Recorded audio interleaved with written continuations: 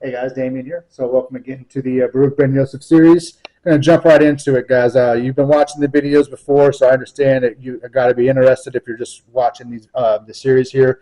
So Trump and his entourage are playing into Ben Yosef's hands. His long-held objective is of disposing Palestinians in their own homeland has effectively been approved by the world's only superpower. A month after O'Day's murder, FBI spokesman Leon Bonner publicly attributed the attack to the JDL, a claim that disappeared from all future comments of the agency. An FBI reward of $1 million remains unclaimed for the information leading to the killing of O'Day. Awareness of the case has gone as high as Israeli Prime Minister Ben Netanyahu, like so many other Israeli figures, has dutifully stonewalled inquisitors. Baruch Ben Yosef's reward amount, as you can see here, $1 million. It is still listed as active and unclaimed as of late 2025. What part of the Dome of the Rock did Ben Yosef Mar Kahane want to attack? The shrine itself on the Temple Mount, the Harum al-Sharif. Their goal was to destroy the Islamic structure to pave the way for building the third temple in its place. The objective was, you guys can read the rest of this here, but I want to read this part here to you. Last fall, Mr. Fuchs helped start the Temple Mount Yeshiva with Rabbi Abraham Toledano, a former leader of the late Rabbi Kahane's terrorist Kach party. Rabbi Toledano was arrested at the Tel Aviv airport in November with weapons, bomb-making gear, and $50,000 in cash in his luggage.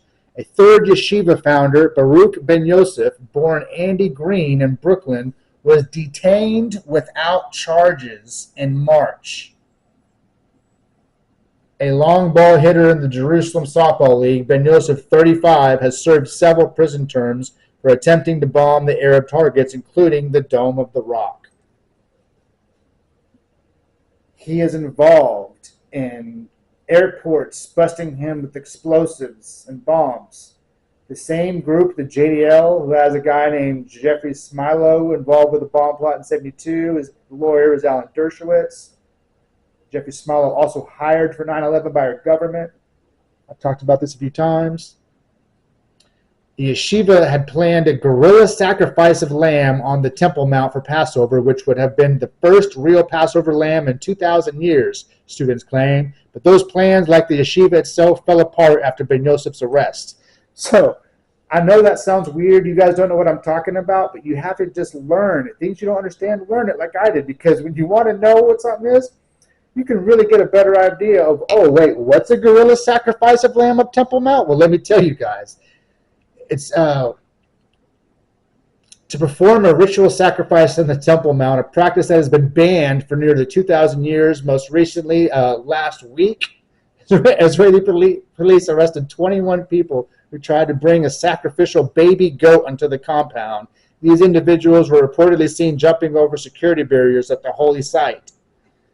Also in May, a group attempted to force entry through the gates of the compound with a young goat. This followed an earlier incident in April where 14 people were arrested for trying to smuggle sacrificial goats onto the site.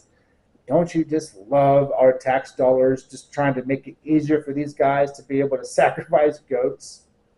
That's where our tax dollars are going to, guys. Republican, Democrat, doesn't matter.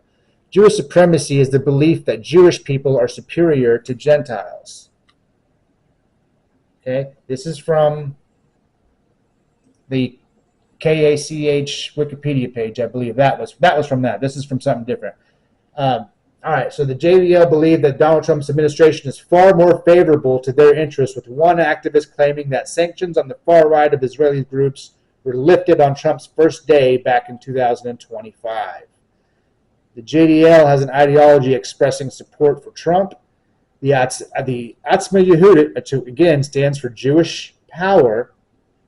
They won 6 seats in the 2022 Israeli legislative election and is a member of the 37th government of Israel.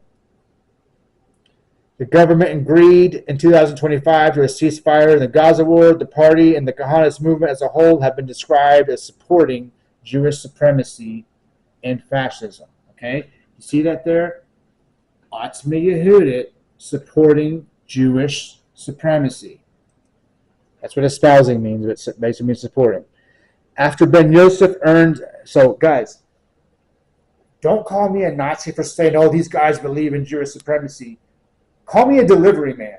Hey, Mr. Mailman Damien, thank you for delivering me this news. I didn't realize that our government was working with terrorists and that these terrorists are Jewish supremacists. It surprised the hell out of me, too. Have a great day. By the way, when you were at work, as soon as you left, the milkman came and he was there for like 2 hours. You might want to do something about that. Anyway, goodness me, my freaking sense of humor seeped through there, guys. Oh my gosh, I'm talking about comedy instead of Israel. Am I feeling okay?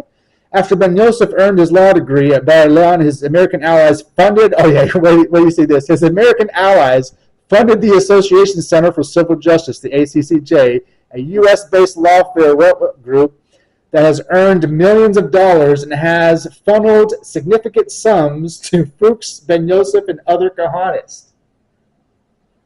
Okay? American foundations are funding Kahanists. And there's more to my quest, guys. Wait, my story gets so much juicier and juicier. I love revisiting it because I forget like how much shit there was. In the United States, the group sued former U.S. President Jimmy Carter for $5 million. And this is what our tax dollars support, guys, are their ideologies. People who sue our presidents, we're trying to support them so they can kill goats on their Jewish-only temple. American-born Israeli attorneys and prominent Kahanist activists known for defunding the Jewish extremists. That's who Barak Ben Yosef is. Oh, yeah, so I'm sorry, guys. So right now, this is talking about Baruch Ben Yosef and how good of an attorney he is. Alan Goodman, former JDL member, killed 2 Palestinians and wounded 11 in 1982 machine gun attack. Yosef successfully sought to reduce his sentence, leading him to parole. So this guy who killed an American on American soil escaped to Israel, a $1 million bounty. Our FBI is not, and our FBI and our DOJ, or our Department of Justice, not doing anything. This guy's becoming a lawyer and getting other terrorists off or reducing their sentences.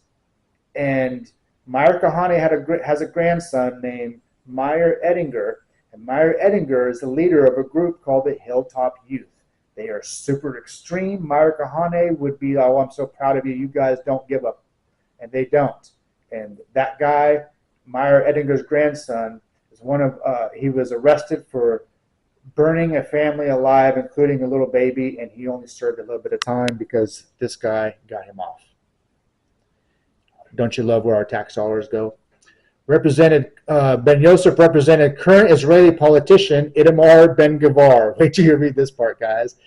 Danker had called Ben-Gvir a little Nazi on television, but the Supreme Court ultimately awarded Ben-Gvir only symbolic damages, ruling that Ben-Gvir's ideologies did in fact share similarities with those of Nazis. So, Itamar Ben-Gvir, the guy I told you who was chopping it up with Donald Trump last December, who's a former member of Kach terrorist group and the leader of Jewish Power, which comes from the Kach terrorist group, which our government knows this, but they're perfectly fine because that's the design. He was called a Nazi, and he sued somebody. The court's like, no, you are a Nazi, dude. Jewish only stuff. Come on now. Ben Yosef represented Yoel Lerner, a fellow follower of Rabbi Kahane. In an unrelated legal matters, Lerner was repeatedly stopped by police for planning to explode the Dome of the Rock. And he also defended this other Kahanist who wrote pamphlets praising the mass murderer Baruch Goldstein. I'll get into Baruch Goldstein later. Ben Yosef also spearheaded efforts to stop the extradition of Robert and Rochelle Manning from Israel to the U.S., where they were wanted for murder. Remember Robert Manning? He was wanted for the Alex O'Day murder. Perhaps the gravest outstanding miscarriage of justice involved the 2 Zionist extremists, U.S. Israeli citizens Baruch Ben Yosef and Keith Fuchs, hiding out in illegal Israeli settlements in the West Bank. All right, I got one more video to make on this guy. I'm going to wrap it up. Appreciate you guys paying attention this long, but this is important stuff. I hope it's starting to come together for you guys in terms of why I'm being passionate about this now, because terrorists have done proven terrorist things, and they have ideologies that I'm teaching you guys and showing you guys proof that our government is going along with it. Pay attention and look forward to the next video. Take care.